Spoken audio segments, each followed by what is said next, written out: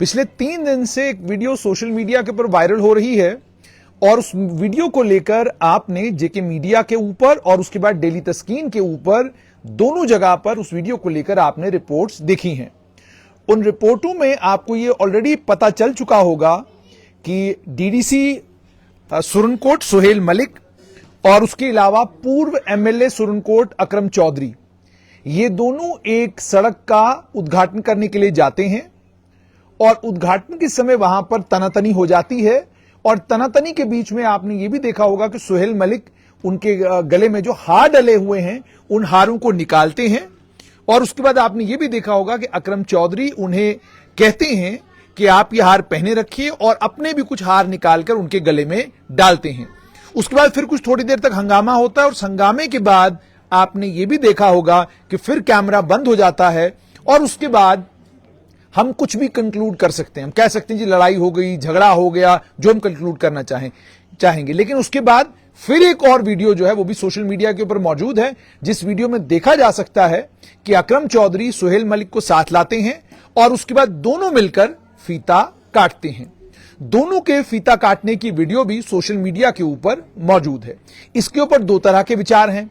एक विचार तो यह है कि डीडीसी सुहेल मलिक अपनी जगह बिल्कुल सही हैं, वो डीडीसी हैं उस इलाके के और उन्हीं की जिम्मेदारी बनती थी और उन्हीं का हक था कि वो वहां पर जाकर रिबन काटते। चौधरी मोहम्मद अकरम को वहां पर मौजूद नहीं होना चाहिए था, ना तो वो इस समय डीडीसी हैं और ना ही वो इस समय एमएलए हैं। इसलिए कोई ग्राउंड नहीं है जिस ग्राउंड की बिना पर अकरम चौधरी भी वहां पर खड़े हो या वो भी वहां पर फीता काटें।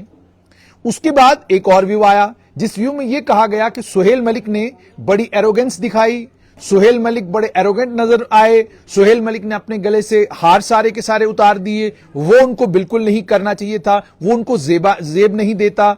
उसके बाद यह भी कहा गया कि अकरम चौधरी का जो कॉन्डक्ट था वो बहुत बेहतरीन था, वो बड़े सुलझे हुए आदमी हैं, बहुत शाइस्ता आदमी हैं, उन्होंने शाइस्तगी का मुजाहिरा किया, उन्होंने बड़े अदब के साथ सुहेल मलिक के साथ तमाम मामला किया, उन्होंने बदतमीजी नहीं की, उन्होंने बड़प्पन दिखाया। ये तमाम चीजें भी कही जा रही हैं।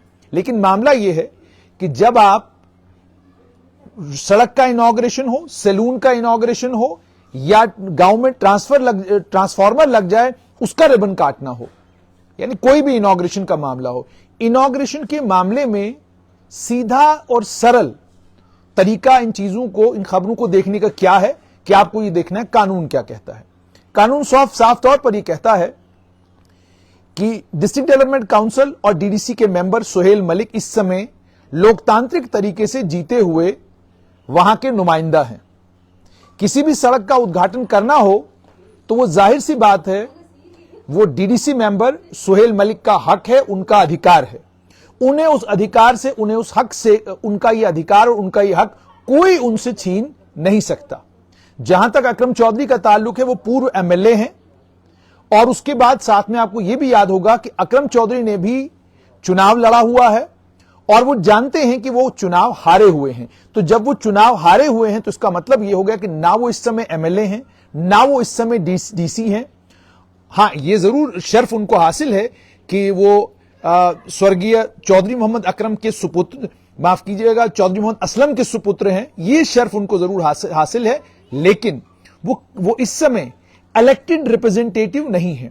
तो अगर वो इलेक्टेड रिप्रेजेंटेटिव नहीं है उसका मतलब यह कि अगर कोई भी सरकारी फंक्शन होगा या कोई भी सरकारी फंक्शन होगा, उस सरकारी फंक्शन में डीडीसी के तौर पर लोकतांत्रिक ताकत जो है वो सुहेल मलिक के पास है। यानी वहां जो फीता काटना था उस फीते काटने का कानूनी अधिकार जो है वो सुहेल मलिक के पास है। चौधरी मोहम्मद अकरम वहां खड़े हो सकते थे, चौधरी मोहम्मद अकरम की प्रेजेंस में ये सारा इवेंट हो सकता था। चौधरी मोहम्मद अकरम को अपना बड़ा भाई कहकर या चौधरी मोहम्मद अकरम को उस इलाके का बड़ा आदमी कहकर सुहेल मलिक बुला सकते थे और उन्हें कह सकते थे कि आप भी मेरे साथ रिबन काटिए, आप हमारे एमएलए रहे हैं। तो वो उनको वो इज्जत दे सकते थे, वो उनको वो मान सम्मान दे सकते थे। लेकिन वो मान सम्मान अगर सुहेल मलिक नहीं भी देते हैं तब भी कोई मामला नहीं बनता। इसलिए मामला नहीं बनता क्योंकि जैसे मैंने आपको कहा कि चौधरी मोहम्मद अकरम किसी इलाके के बड़े आदमी हो सकते हैं, वो पूर्व एमएलए हो सकते हैं, वो किसी पूर्व विधायक के, पूर्व मंत्री के, पूर्व स्पीकर के सुपुत्र हो सकते हैं, वो इलाके के सबसे अमीर आदमी हो सकते हैं, वो इलाके के कुछ भी हो सकते हैं, लेकिन हम लोकतंत्र में रहते हैं। लोकतंत्र में अधिकार उसी के पास है जिस आदमी के पास लोगों का वोट है। और वोट इस समय डीडीसी माफ कीजिएगा, सुरनकोट में बार बार बोल रहा हूं, वोट इस समय डीडीसी सुहेल मलिक के पास है। डीडीसी सुरनकोट शाहनवाज चौधरी हैं, मैं करेक्ट कर लूं, बाद में बहुत सारे लोग नीचे यही लिखेंगे जी ये शाहनवाज चौधरी का मामला नहीं था, और वो भी फोन करना शुरू हो जाएंगे कि यार मेरी तो लड़ाई नहीं हुई। तो बात ही कर रहे थे डीडीसी सुहेल मलिक का, जहां तक ताल्लुक है तो अधिकार सुहेल मलिक का है। वहां पर अब उस घटनाक्रम को लेकर जो कमेंट्री आ रही है, उस कमेंट्री को लेकर भी कुछ बातें साफ करना जरूरी है। पहली बात तो ये, अकरम चौधरी का जहां तक ताल्लुक है वो पढ़े लिखे आदमी है। अकरम चौधरी सरकारी मुलाजमत कर रहे थे और उसके बाद उनके पिताजी का देहांत हुआ, उन्होंने सरकारी मुलाजमत छोड़ी और चुनाव लड़ा। तो पढ़ा लिखा आदमी अच्छे से यह जानता है कि कानून क्या है, वो कानून से वाकिफ थे, वो जानते थे कानूनी तौर पर डीडीसी सुहेल मलिक ताकतवर हैं, कानून इजाजत सिर्फ सुहेल मलिक को देता है या रिबन काटने की, मेरे पास ऐसी कोई ताकत नहीं है। तो उनका डिसेंटली बिहेव करना, उनका शरीफाना अंदाज में बातचीत करना, या उनका सुहेल मलिक को आदर सम्मान सहित उनसे बात करना कोई अचरज वाली बात नहीं है। इसलिए नहीं है, जैसे मैंने आपको कहा, कानूनी तौर पर सुहेल मलिक की जुरिस्डिक्शन थी और सुहेल मलिक को ही कानूनी तौर पर वहां का इनॉग्रेशन करना चाहिए था। अब कुछ और चीजें जो अब सामने आई हैं, वो चीजें ये सामने आई कि ये सड़क थी डंडी तड़ा गांव के लिए, 8 करोड़ रुपया इसके लिए सैंक्शन हुआ है, नबार्ड में ये सड़क बनने वाली है, टेंडर इस सड़क का हुआ है और इनॉग्रेशन के लिए डीडीसी पहुंचे थे। अब ये सारा मामला जब बना और ये वीडियो वायरल हुई और उसके ऊपर कमेंट्री हुई, उस कमेंट्री के फौरन बाद डीसी पुंछ ने, यासीन चौधरी ने इस मामले में एक कमेटी तश्कील दी। 3 मेंबर की कमेटी है जिसको हेड कर रहे हैं एक एडीसी। उस 3 मेंबर की कमेटी ने अपनी रिपोर्ट भी, जो मेरी जानकारी है उसके मुताबिक दे दी है, और उस रिपोर्ट में उन्होंने साफ तौर पर यह कहा है कि गलती अकरम चौधरी की है, उन्हें वहां नहीं आना चाहिए था। उन्होंने कहा कि उनका वहां आना बनता नहीं था। और उसके बाद जो एसडीएम रिजवान कुरैशी हैं, सूत्रों के हवाले से जो खबर मिली है उसमें यह भी पता चला कि रिजवान कुरैशी ने अकरम चौधरी को बड़ी बार कहा कि आप स्पॉट पर मत जाइए, आपका वहां जाना बनता नहीं है, अगर आप जाएंगे तो हंगामा हुआ तो उसके लिए फिर आप जिम्मेदार होंगे। यही बात जिले के कुछ और इंपॉर्टेंट लोगों ने अकरम चौधरी को कही कि जनाब क्लैश हो सकता है, झगड़ा हो सकता है, मेहरबानी करें आप वहां ना जाएं, क्योंकि आपका जाना वहां पर बनता नहीं। आप इस वक्त ना तो विधायक हैं, ना डीडीसी हैं, ना किसी और इंपॉर्टेंट पोजीशन पर हैं, तो जब आप नहीं हैं तो आपका जाना एक सरकारी फंक्शन में नहीं बनता। लेकिन हैरानगी वाली बात यह है कि क्या वहां केवल डीडीसी थे? क्या सरकारी अफसर वहां मौजूद नहीं थे? जो मौके के सरकारी अफसर हैं, उन सरकारी अफसरों को अभी तक सस्पेंड क्यों नहीं किया गया? मौके के सरकारी अफसरों ने क्यों नहीं बताया पूर्व विधायक को कि पूर्व विधायक जी, आपका अब यहां इस इनॉग्रेशन में खड़ा रहना नहीं बनता। अगर डीडीसी आपसे गुजारिश करें तो बात बनेगी, लेकिन अगर आप खड़े होंगे तो यह बात बनेगी नहीं, यह बात चलेगी नहीं। सरकारी तौर पर रिबन काटने का काम जो है वो सुहेल मलिक को करना है। लेकिन आप जानते हैं राजनीति इसी तरह की चीज है। अकरम चौधरी की वो कॉन्स्टिट्यूएंसी है, सुहेल मलिक की वो डीडीसी ब्लॉक है सुहेल मलिक का। जाहिर सी बात है उनके बीच में राजनीतिक तौर पर इस तरह की रस्साकशी होगी। लेकिन सुहेल मलिक और अकरम चौधरी के बीच में तो कोई कहा सुनी देखने को नहीं मिली। ज्यादा जोश और खरोश में कार्यकर्ता नजर आ रहे थे। कार्यकर्ताओं को भी इस बात को अंडरस्टैंड करना होगा। आप कानून को अपने हाथ में नहीं ले सकते। कानून साफ तौर पर यह कहता है कि अगर आप चुने हुए विधायक नहीं हैं तो आपका वो अधिकार नहीं है जो चुने हुए विधायक का या चुने हुए डीडीसी का होगा। इस मामले में जो इंक्वायरी कमेटी की रिपोर्ट आई है, इस रिपोर्ट के फौरन बाद वो सरकारी अफसर जो वहां पर मौके पर खड़े थे और सब चीजों का तमाशा देखते रहे, उन तमाम सरकारी अफसरों को सस्पेंड कर दिया जाना चाहिए। और सस्पेंड इसलिए किया जाना चाहिए क्योंकि आप मौके पर मौजूद थे और आपने पूर्व विधायक को यह नहीं कहा कि आप कानून का उल्लंघन कर रहे हैं, आप कानून तोड़ रहे हैं। आपके कार्यकर्ताओं को कहिए कि यह आपकी का पार्टी फंक्शन नहीं है, यह आपके दल का फंक्शन नहीं है, ये कोई सामाजिक फंक्शन नहीं है। यदि ये आपके दल का, आपकी पार्टी का फंक्शन होता तो बात बनती। ये एक सरकारी प्रोग्राम है और इस सरकारी प्रोग्राम में आप दखल नहीं दे सकते। लेकिन अकरम चौधरी भी क्या करे। आपने बीजेपी के पूर्व विधायकों को, पूर्व मंत्रियों को और पूर्वों को अलग अलग जगहों पर रिबन काटते हुए देखा होगा। कोई समझ में नहीं आता वो कैसे रिबन काटने के लिए चले जाते हैं। उधमपुर से पिछले दिनों एक तस्वीर वायरल हुई, एक वीडियो वायरल हुआ। उस वीडियो में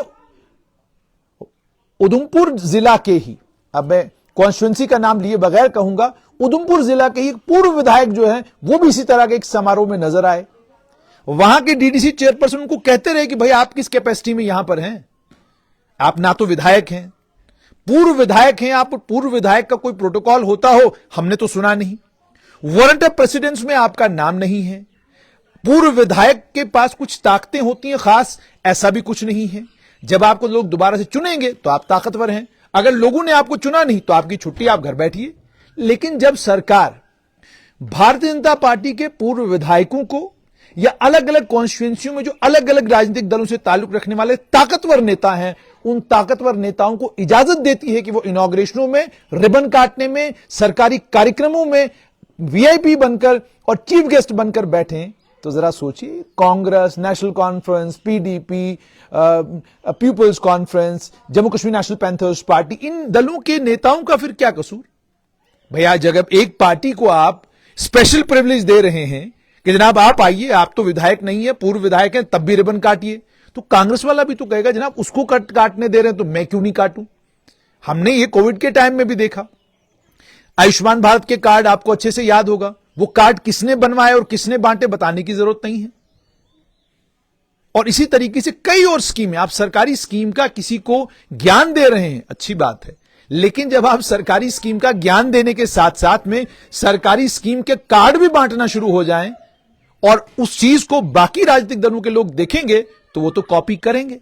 तो जाहिर सी बात है, जब एक डीडीसी या किसी एक नेता को लेकर आपका प्रोटोकॉल अलग और दूसरे नेता और दूसरे डीडीसी का को लेकर आपका प्रोटोकॉल अलग, तो फिर इस तरह की झड़पें हर जगह होगी।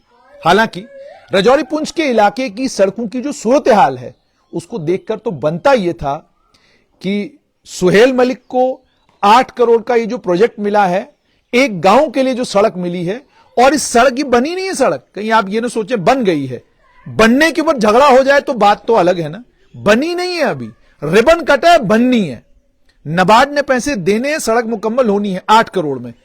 यकीन मानिएगा 16 करोड़ में सड़क मुकम्मल होगी, टाइम पर मुकम्मल नहीं होगी। और उसके बाद दूसरी एक और इंपॉर्टेंट चीज इसके साथ में, आप लड़ना चाहते हैं ना तो सड़क के बनने के बाद लड़िए, जितना लड़ना है। ये रिबन किसी को भी काटने दे, जैसे मैंने आपको कहा प्रोटोकॉल डीडीसी सुहेल मलिक का बनता है तो सुहेल मलिक काटेंगे जहां। और एक और चीज, पूर्व विधायकों को और जम्मू कश्मीर के राजनेताओं के लिए एक छोटी सी गुजारिश, आप अपनी कॉन्स्टिट्यूएंसी और अपने क्षेत्र में काम करें, लोगों के बीच में रहें, लोगों से संपर्क बनाए रखें।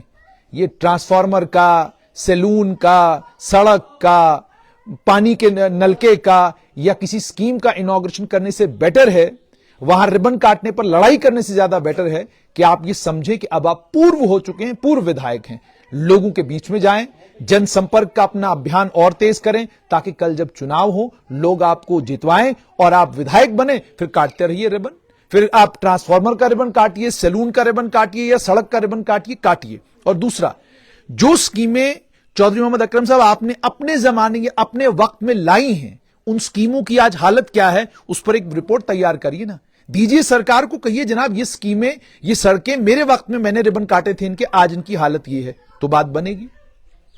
ये दूसरे किसी के क्षेत्र में जाकर हस्तक्षेप करना और एक उभरते हुए नौजवान को, जो नया बड़ी एनर्जी रखने वाला नौजवान है, उसके इस प्रोग्राम में जाना साफ तौर पर यह दर्शाता है कि राजनीति जो है वो अब सिर्फ रिबन काटने तक रह गई है कि जनाब अगर फलां साहब ने रिबन काटा तो ही बात बनेगी। याद रखिए, लोकतंत्र है, आपको लोगों के बीच में जाना है, फिर वोट मांगने हैं, तब जाकर आप जीतेंगे या हारेंगे।